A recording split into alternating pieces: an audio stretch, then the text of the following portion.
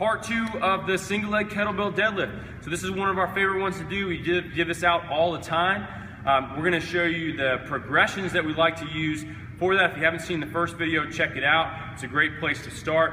If you have no balance problems, have no hip strength issues, you can move straight into the second progression, which is this. So when we go through a single leg kettlebell deadlift, and we want to make it harder, we're going to switch from the kettlebell being on the same leg that we're going to be in stance position on, to now we're going to put it in the opposite hand.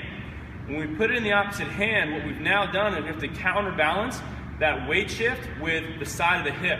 So for runners, this is a great activity or great drill for them to do.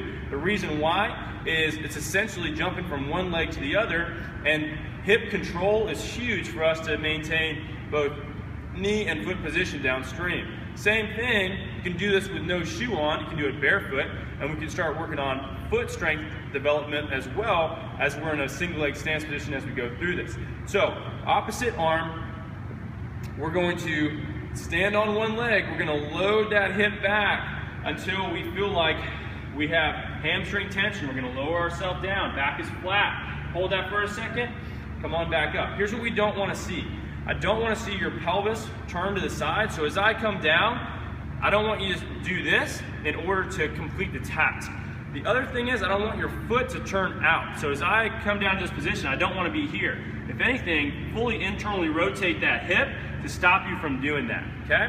I want you to try to do 5 to 10 movements, 5 to 10 deadlifts without putting your foot down, okay? If you can't do that, then this is a balance issue we can work on with this. If you can add load.